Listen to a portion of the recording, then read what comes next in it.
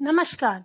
आज हम पढ़ेंगे अपठित गद्यांश या पद्यांश। अपठित गद्यांश या पद्यांश का अर्थ है जो पहले पढ़ा गया न हो। अपठित गद्यांश या पद्यांश पाठ्य पुस्तकों से नहीं लिए जाते। ये ऐसे गद्यांश या पद्यांश होते हैं जिन्हें छात्र पहले कभी नहीं पढ़ा होता। इस प्रकार के गद्यांश पद्यांश देकर छात्रों से उन पर आधारित प्रश्नों के उत्तर पूछे जाते हैं। इन प्रश्नों का उत्तर देने के लिए अनुच्छेद को 2-3 बार पढ़ना चाहिए। इसके बाद अनुच्छेद के नीचे दिए गए प्रश्नों के उत्तर अपने शब्दों में लिखने चाहिए। भाषा स्पष्ट और शुद्ध होनी चाहिए।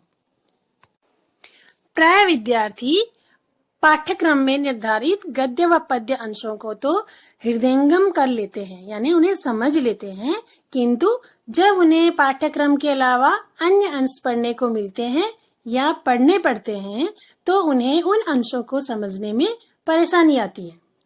अतएव अपठित अंश के अध्ययन द्वारा विद्यार्थी संपूर्ण भाषा अंशों के प्रति तो समझ विकसित करता ही है, साथ ही उसे नए नए शब्दों को सीखने का भी अच्छा अवसर मिलता है।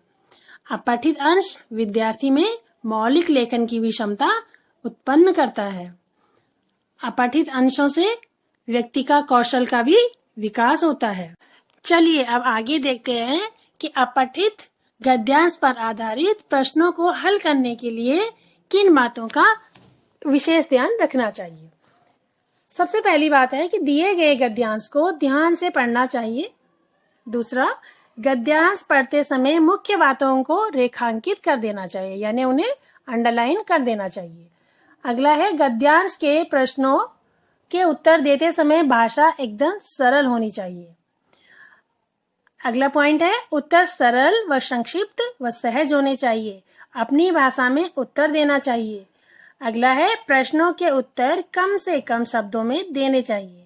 साथ ही गद्यांश में से उत्तर छांटने चाहिए। जितना आपको गद्यांश दिया हुआ है उसी के अंदर से आप उत्तर लिखेंगे।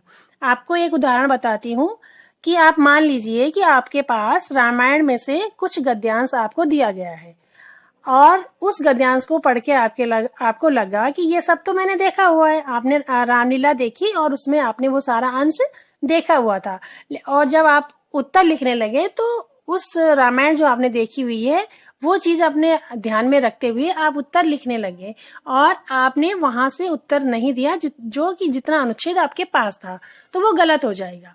तो इसलिए आप ध्यान रखेंगे कि जो पंक्तियां आपको दी होंगी, जो अनुच्छेद आपको दिया हुआ होगा, आप बस उसी के अंदर से उत्तर लिखेंगे। बाहर से कुछ भी एक आध लाइन अलग नहीं लिखेंगे। अगला है कि उत्तर में जितना पूछा जाए केवल उतना ही लिखना चाहिए। उससे ज्यादा या कम तथा अनावश्यक नहीं होना चाहिए। अर्थात उत्तर प्रसंग के अनुसार होना चाहिए। जितना पूछा जाए उतना ही सटीक उतना ही लिखें। अगला है यदि गद्यांश या शीर्षक पूछा जाए तो शीर्षक गद्यांश के शुरू या अंत में छिपा रहता है। शीर्षक पूछा होता है कि इस गद्यांश का शीर्षक बताइए, तो आपको ये बात विशेष ध्यान रखनी है कि जो शुरू की पंक्तियां होंगी गद्यांश की और लास्ट की जो पंक्तियां होंगी उन्हें आप ध्यान से पढ़ेंगे और उन्हें समझने का प्रयास करेंगे, क्योंकि उन्हीं पंक्तियों में शीर्षक छुपा हुआ होता है। मूल भाव के आधार पर भी शीर्षक लिखना चाहिए। आपने पूरा गद्यांश पढ़ा और फिर उसके बाद आपने समझा कि इसमें मुख्य बात क्या बताई गई है, मूल इसका क्या भाव निकल रहा है, मूल भाव क्या निकल रहा है, तो उसके आधार पर भी आप गद्यांश का शीर्षक लिख सकते हैं। अब कुछ बातें ये थी, कुछ विशेष बातें गद्यांश के उत्तर लिखते समय। अब कुछ विशेष बातें पद्यांश में, जब आप पद्यांश को पढ़ेंगे और उसके बाद उसका उत्तर लिखेंगे तो आपको कौन कौन सी मुख्य बातों को ध्यान में रखना है, चलिए देखते हैं। पहला है कि कविता को 2-3 बार अवश्य पढ़ना चाहिए, जिससे उसका भाव और अर्थ अच्छी तरह से समझ में आ जाए। दूसरी पंक्ति है कविता को समझकर उत्तर देने चाहिए। अगला है कि प्रश्नों के उत्तर कविता की लाइनों में नहीं देने चाहिए, बल्कि अपने शब्दों में गद्य में देने चाहिए। बहुत से बच्चे ऐसे करते हैं कि जो उन्हें लगता है कि ये वाली पंक्ति उत्तर इस पंक्ति के अंदर उत्तर है तो वो सेम टू सेम उसे उठा करके उत्तर में लिख देते हैं। ऐसा नहीं करेंगे।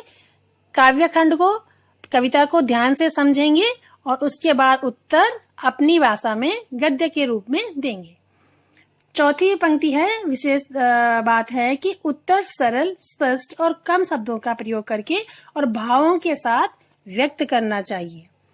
तो ये थी गद्यांश और पद्यांश लिखते समय कुछ विशेष बात। इसमें मैं एक गद्य खंड और एक काव्य खंड और उससे संबंधित प्रश्नोत्तर आपको दे रही हूँ। आप सबने उसे ध्यान से समझना है और उसके बाद उसके उत्तर लिखने हैं अपनी नोटबुक में और फिर व्हाट्सएप ग्रुप पर सेंड करने हैं। धन्यवाद।